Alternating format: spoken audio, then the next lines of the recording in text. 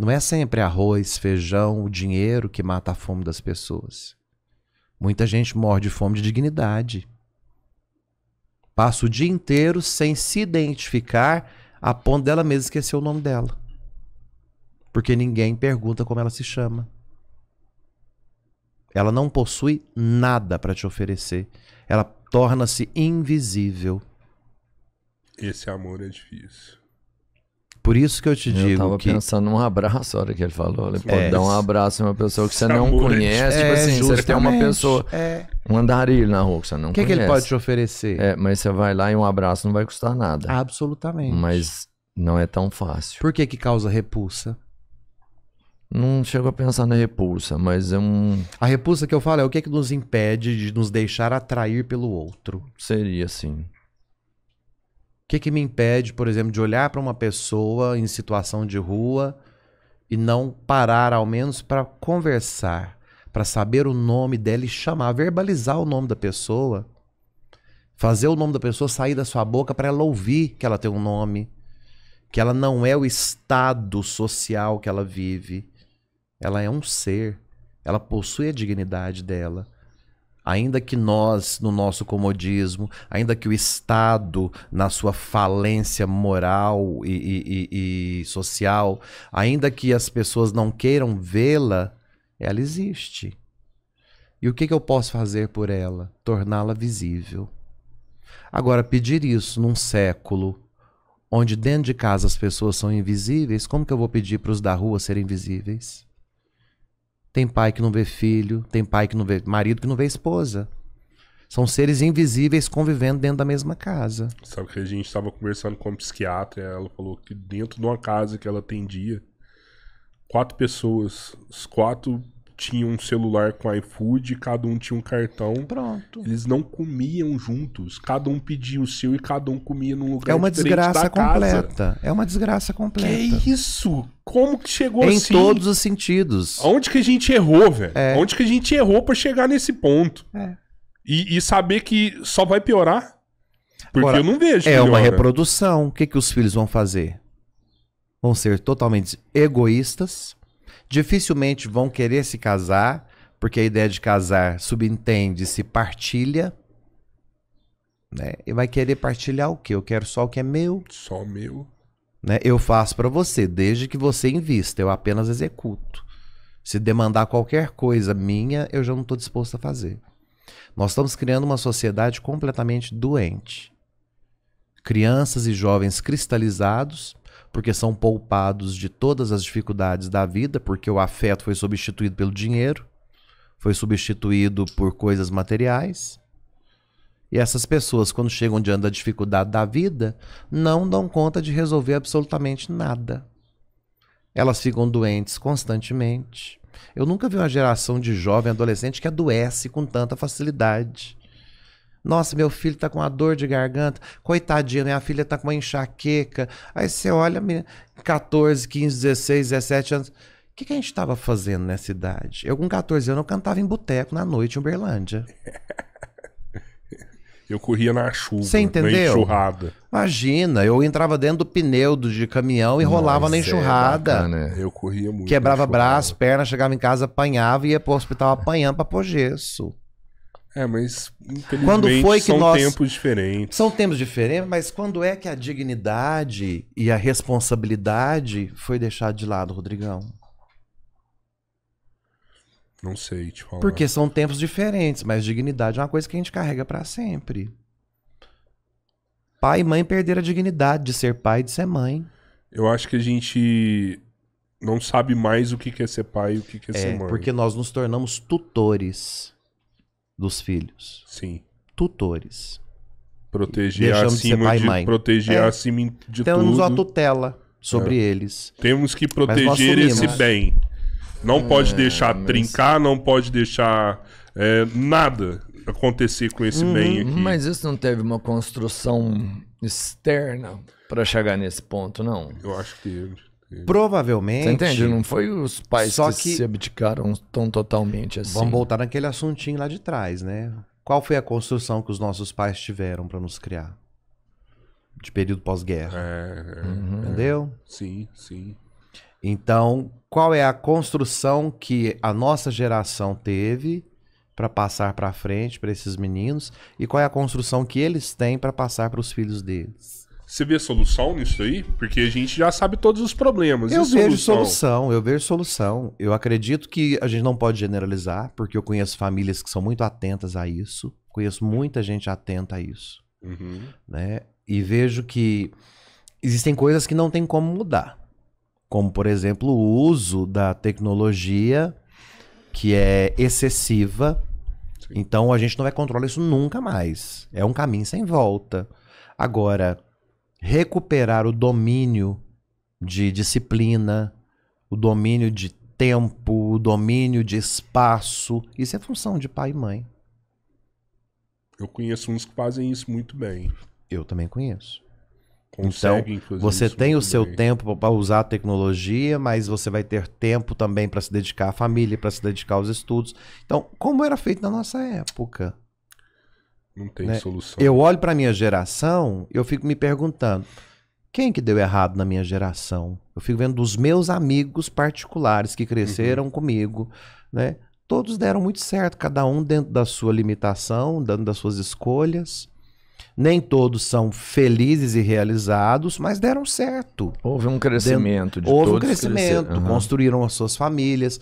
Nem todos são felizes, porque poderiam, às vezes, ter feito outras escolhas, né? Então, assim, eu também não acredito em felicidade. Então, quando eu falo assim que todos são, nem todos são felizes, eu posso até estar cometendo um erro, mas porque eles não são completos definitivamente, porque sabem que poderiam ter ido além, mas alguma coisa na vida impediu de irem, né? De construírem. Mas não é algo que tende a melhorar, entendeu? Tende a piorar. Seus amigos deram certo, os meus deram certo também. Mas os filhos dos meus amigos, não são todos, é óbvio, né? Mas a maioria vai ser pior do que os pais. Né? A minoria que vai conseguir ser melhor do que os pais.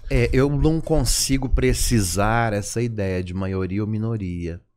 Por quê? Porque eu não tenho filhos. Apesar de conviver... Você tem vários filhos, né? Você é padre. Mas eu não tenho responsabilidade afetiva sobre eles. Sim. A minha responsabilidade, ela é espiritual. É. No meu consultório, a minha responsabilidade é científica.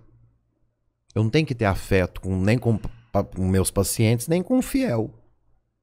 Existe uma relação espiritual na igreja e uma relação científica na minha clínica. Agora, afeto, que é aquilo que a gente passa pelo outro, talvez os meus sobrinhos, que ocupam este lugar de forma coadjuvante, mas ocupam este lugar dentro da minha paternidade, né? E talvez eu resolva adotar uma criança, por que não? É uma possibilidade.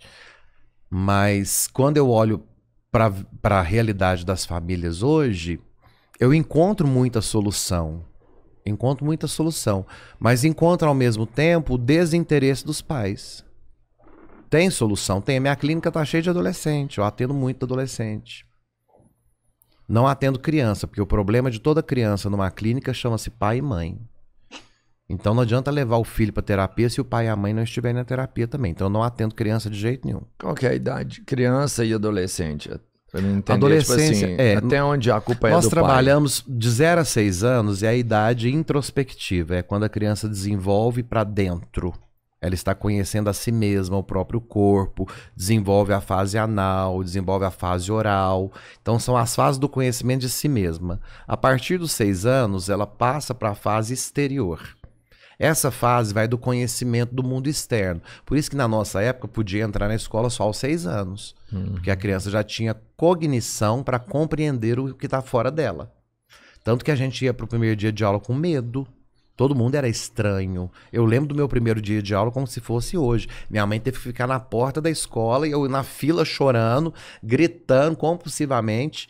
Aí minha mãe teve que entrar na sala de aula junto com outras mães também, que tava aquela molecada Sério? toda chorando. Tá todo mundo desesperado, né? Até porque Você um tá chora, o saindo outro de fala casa. assim, deu ruim pra mim também, o moleque ali tá chorando. Alguma aí. coisa ruim vai acontecer Lá, o aqui, moleque tá né? chorando. Então tinha essa coisa de esperar o filho entrar para a sala de aula, na porta da escola, porque você está desbravando um mundo completamente diferente do que você viveu até agora. Até os 6 anos você vivia a realidade particular, introspectiva. Agora você tem que ser extrovertido. Então, a partir do momento que você tem que captar o mundo de fora e colocar isso em prática junto com aquilo que é o seu intro, torna-se tudo muito mais difícil, só que amplia também a sua capacidade de cognição e compreensão das coisas. Sim. Então, até os 12 anos, você vive esse ciclo de descoberta do outro, que é quando o seu corpo começa a sofrer agora as transformações hormônicas. Né? O homem tem a transformação do corpo, a mulher tem a transformação do corpo, e aí você desenvolve a sua fase sexual. Né? A partir do momento em que você tem ali a genitália, a admiração pelo órgão sexual, a descoberta da sexualidade, né? A descoberta do corpo do outro. Então isso tudo começa a ser muito interessante. Ali nasce a adolescência, que é o período de quando a manga tá de vez, né? É a adolescência. Ela não tá nem madura e nem tá verde, né? Ela tá boa para comer com sal. A adolescência é isso.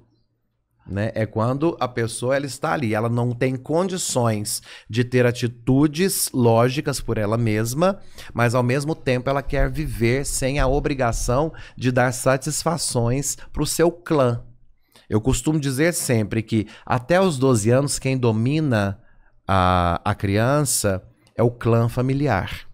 A partir dos 12 anos, quem domina é o clã social. Então são os amigos que ditam a regra, porque os adolescentes eles são tribais.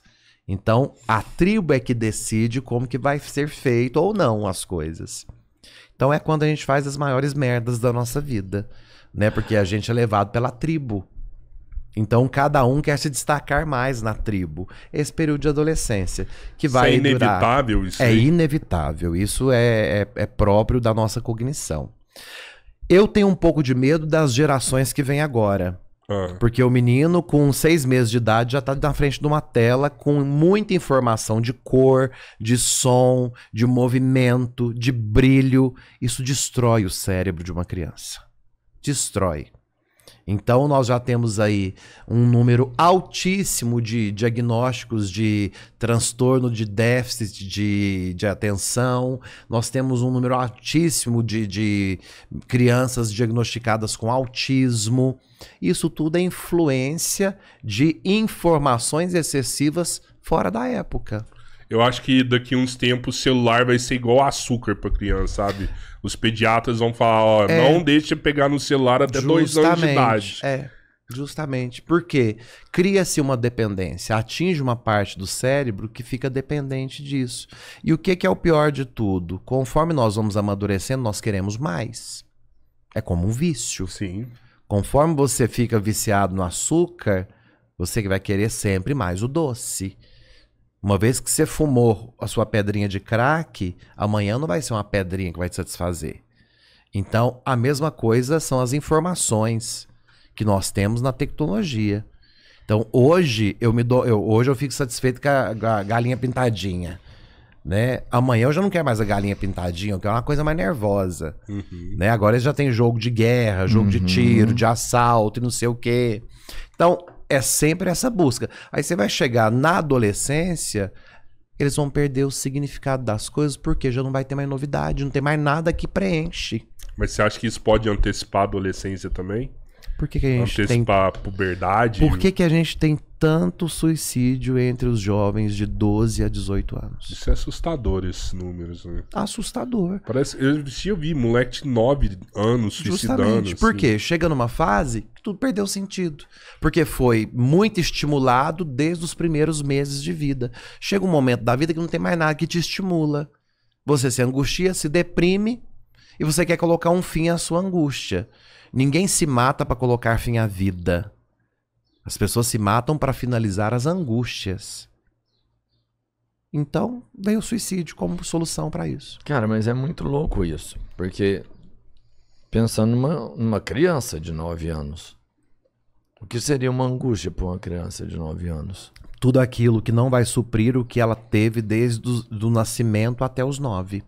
O excesso de informações que ela teve até os 9 anos. Chegou nos 9, as informações que tem são poucas pro que ela espera. Ela zerou a dopamina, ela precisa né? de mais. Zerou. Aqui, ó, todos aqueles vídeos de TikTok, dopamina. E aí, de repente, Nada mais gera dopamina pra aquele moleque. Tá triste. Tá infeliz ali, tá triste. Nada. E aí você percebe que nós estamos nos tornando zumbis, porque nós estamos agindo no mecânico. Todos os dias nós estamos agindo no mecânico. Você acorda na mesma hora, você faz as mesmas coisas, você segue o mesmo trajeto da sua casa para onde você tem que ir, para voltar, o mesmo trajeto. A gente nem variação cerebral a gente faz. Mas eu faço isso, sabe por quê? Porque eu já sei o caminho mais curto. O Robertinho não é briga direto por causa disso, assim, sabe? Que toda vez que eu ando de carro, eu gosto de fazer um caminho diferente. Lógico, isso, eu gosto de fazer um caminho diferente para olhar outras coisas, passear. Isso. E toda vez é ele, é minha esposa, tu briga comigo. Não, faz esse caminho que é mais curto. Faz esse caminho que é mais curto. Aqui é 100 metros, ali é 102 metros. Não é ser Cara, curto, dá uma não. raiva É você esse fazer uma negócio. variação cerebral que é fundamental para você não deixar o seu cérebro paralisado com a mesmice. Você ligou ao automático. É o Quando você faz sextou, sempre as mesmas né? coisas. Gente, que tristeza a sociedade Sextou. brasileira que chega no domingo, se deprime porque tem uma segunda-feira e eles começam a segunda na expectativa de chegar à sexta. Nós passamos uma vida inteira e quando a gente envelheceu, não fizemos nada da vida além de postar na rede social sextou. Como se essa desgraçada dessa sexta-feira resolvesse todos os problemas da vida. Meio-dia. A gente passa a semana inteira esperando um dia específico. Isso é qualidade de vida? Que merda de vida é essa que eu tenho que me obriga a esperar um dia específico da semana pra ser gente? Então, o meu trabalho é insuportável, minha família é insuportável, todas as minhas escolhas são insuportáveis. Aí, na sexta-feira, eu vou me medicar. Ou seja, eu vou ter que me entorpecer para esquecer de tudo que eu fui de sexta para trás.